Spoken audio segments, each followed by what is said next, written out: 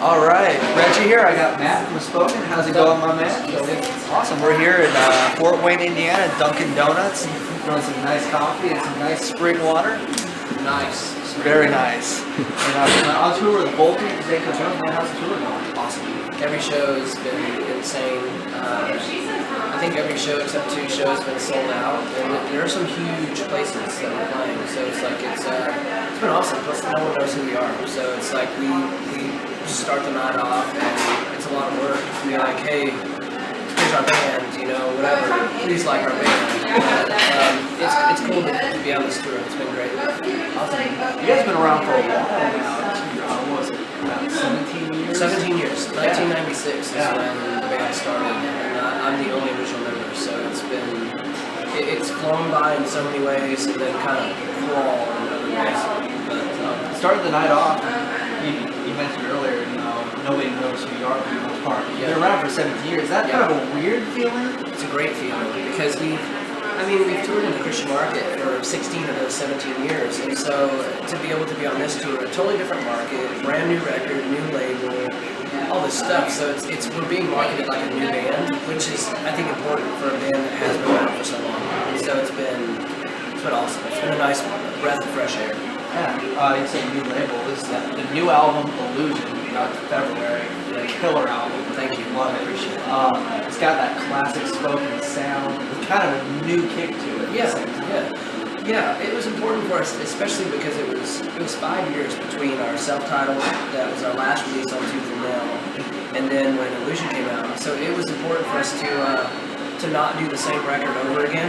You know, to not just let's do the same thing. This worked, let's do this. But we learned so much more about songwriting than we've ever learned in that time frame. The 2.5 years that we worked on Illusion was we were in college basically, learning how to write songs. Like our producer Jason Rao taught us not even a touch of what he knows, but he taught us a lot, and it was amazing. It was really cool. And they guys worked on a lot of stuff. You know, Red, the new Love and Death album, which is you actually sang on Head's Chemicals EP. I did. You know, as we came through there on a tour, and we had a night off, and Jason, our producer's like, hey, Ed wanted you to maybe do some streams on this song. And I'm like, yeah, whatever. He's like, no, he wants to. I'm like, I didn't buy it, whatever. Anyway, that night we saw Ed at the Red Show. He was there. He's like, hey man, did you get a chance to sing on that song? I'm like, wait, you were serious? He's like, well, yeah, I'm serious. He did his hair thing. He's like, yeah, I'm serious.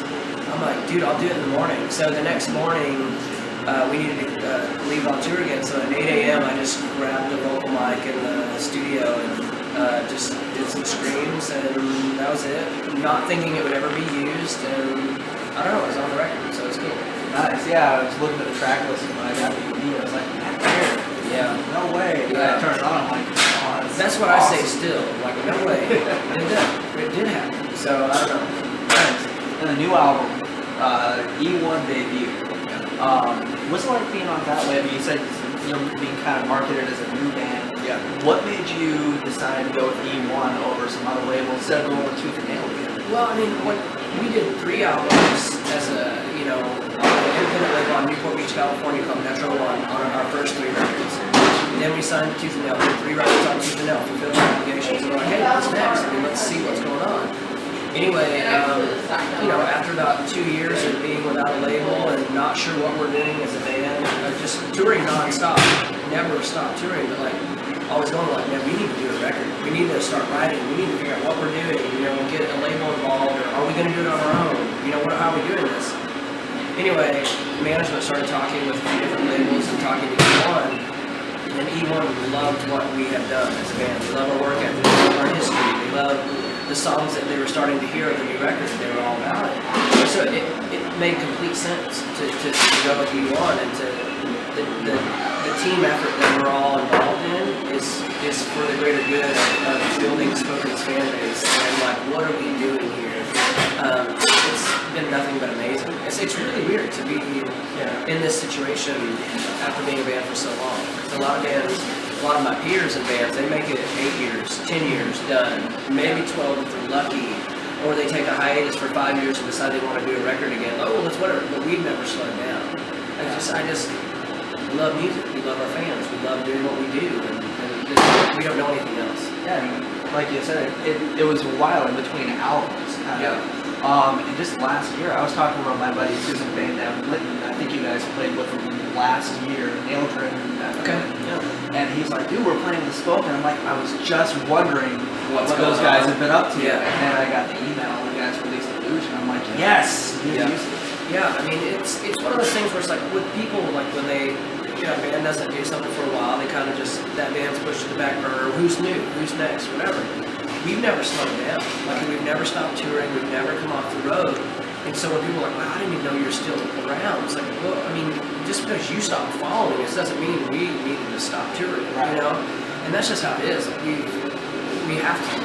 I mean, we have to keep going. And, in a realistic sense, too, is like, we have bills that are due. Like, my bills are due for my mortgage or my car payment or insurance. If I'm on the road or not, therefore, this is what we do. I've got to be on the road. I want to be doing what I want. I feel God told me to do. Another, it's like it's my job too, and so it's a cool dynamic and it's a juggle. And like you said, a lot of bands that go 8 years, maybe 12. It's going even longer than that. For you, what is, every band has kind of a different thing that keeps them going. For you guys, what has been the key to the longevity of Spoken? Work ethic. I mean, work ethic and knowing that we're doing what we're supposed to be doing. Even if it was for just love of music or, oh, I love performing, that's not enough. It's not enough. This is something that is so much bigger than music. When I was 19 years old and I'm like, literally, I'm like, God, what am I doing with my life? It was like a plea. I'm like, please, let me know what I'm supposed to be doing. Anyway, one day I just realized I'm asking the wrong question. It's not about what can I do for myself, for my career, my future. God, what do you want me to do for you? And that's when it was just like, oh, it's like that whole light bulb thing. It's like start a band, tell people that there's hope for the world. Okay, cool, done.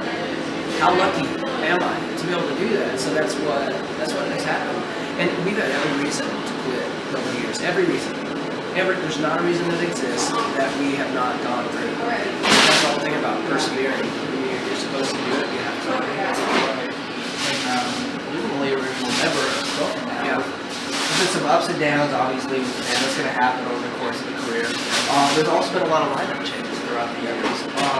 Over the years, how has all of the lineup changes affected you as a member of Spoken and a musician? One, as a musician, it has brought new life into this band that has been around for so long. And like new life means new ideas, different direction, and like musical choices and styles. Or, oh, you play this way, the other guy played this way. How do we morph it into this way? I mean, that's one of the things. Like changing the members has kept this band alive in many ways. And it's not saying that the people weren't good enough or any of that stuff. It's not that. It's just like this band needed something else along the way. Maybe that was musicianship, or maybe that was like, oh, a better musician this way. It's just where we were at that station in life doing our band. But I mean, as far as, friends leaving the band, that's never easy. You know what I mean? And so it's just something where it's like, I wish that we could have the same lineup forever. Because you get to where you know what buttons to push, not to push with people's, how they are. Their characteristics, and so you want to be what's familiar, but what's familiar might not be what's best. There's very few bands who over the course of 15, 20 years have the same lineup when they started. True. One of the only ones I can think of off the top of my head is Striker. Yeah. And even they didn't have the same lineup the whole time. Yeah. It's something weird. I was thinking about that today. I'm like, wait, who has the same lineup, whatever? I mean, it seems like U2 has had the same lineup forever. Not even Bon Jovi, not even, all this stuff. So it is hard, and there's proof that it is so hard. Metallica, not the same members. It's really difficult. And sometimes it's just like, hey, man, I need to do something else, and it's like, cool, do it. I'd rather a person be doing something else that they feel they're supposed to do, than to be with us and be like, man, I'm bummed out. I was like, well, do something else. Right. And it's really cool to see with bands like Volbeat and Danko Jones, a Christian band among the lineup as well. And it's becoming more and more, normal for Christian bands to tour in the mainstream market. It didn't used to be like that at one point. Yeah. I mean, there are certain challenges that come about with that. One, having no clue how those fans who are there to see that very big band that's the headliner, and you're out there and you're playing a show, and you're like, there's no reason for these people to like us other than our music. You know, and so it's like, it's a challenge. Like, what is it about our band and our music that they like? You know, so it's got its own challenges. Just like, everyone's been super cool to us in every way. It's been awesome. Cool. What are some of the, I guess, challenges that come from being a Christian band on tour with some non-Christian bands? Is it pretty much the same as it would be on a Christian tour, or? No, because you have different lifestyles. You have different standards, different, principles, different convictions, whatever. So it's like you've got many things that are just black and white or whatever, but the common bond is music and people and loving the fact that people are on your show. So it's not something where it's like, oh, I'm so confused right now about what I believe. It's not that at all. It's like, you know what? They don't believe what we believe. That's cool. Because we're not going to be like, oh, you believe that? Cool, I'm going to believe that too. It's not that. So like rock and roll. Yeah, it's bands on tour together. And the cool thing is we have such amazing opportunities to talk about our faith to these people who have no clue about Jesus. And so it's like, I think of it too, it's like I was 14 before I ever heard the phrase Jesus loves you. Some of these people are probably 40 years old, have never heard that phrase. That's insane, Yeah. So it's like when we do mention something about Jesus from the stage, at the end we're like, dude, I have no clue that could happen. I'm like, well, cool, let's talk about it. And for somebody who grew up in the church myself, it's crazy to just think that somebody can go that long without hearing that. It is. It is. Someone asked me in an interview recently, and they're like, do you believe that the church is failing when it comes to ministry and outreach or whatever? Well, yeah, we're human beings. Yes. The church is made up of people. We're failing as human beings. So that doesn't mean stop trying. So it's like, it's cool to figure out how do you get in a conversation, how do you get out of a conversation, how do you leave that person who's an atheist and is telling you how dumb you are for believing what you believe, but yet you leave that conversation with them thinking like, man, that guy, that was cool hanging out with him. That's happened on this trip multiple times where it's like, people have said, I wish more Christians talked about Christianity the way you guys do. And I'm like, I wish they did too. I'm sorry, but not everyone's the same, and so that's the cool thing about us having we have a totally different ministry than the church's ministry, and that's why we exist, to try to show Jesus to all people. So when you're on a tour, as the opening band, a lot of your job is getting the crowd ready for the headliners for the next couple bands. Yeah. But when you've been around the phone with Smoking Hats, you have huge catalog and huge number of songs. Yeah. How do you narrow it down as an opener? We're just playing all songs on the new record. It's just, because we know that these people have no clue who we are. So it's not going to do any good to play a song that might be some Smoking Hats favorite, because that person's probably not there. They're probably not at our show. And so, it's been really cool because we try our best to show our respect for Volbeat and how important it is for us to be on this tour, how thankful we are.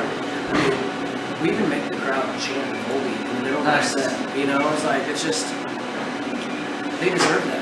Volbeat has paid some major dues as well, and so it's their fans that are there to see them, therefore let's make them feel welcome too. Well, a lot of people don't realize that Volbeat's also been around for a while. They just recently exploded over here. So, they paid their dues, they've been through it, they're just now coming over here. So it's really cool to see that happen as well. It's amazing. What I love about Illusion is whether it's a long-time spoken fan or somebody who's never heard it, everybody who hears it is going to love this topic. That's cool. I remember the first time I heard it spoken, it was like 2004, 2005. I got a CD mix of Project 86 and Spoken, Showbread was on there. It was like the coolest thing ever.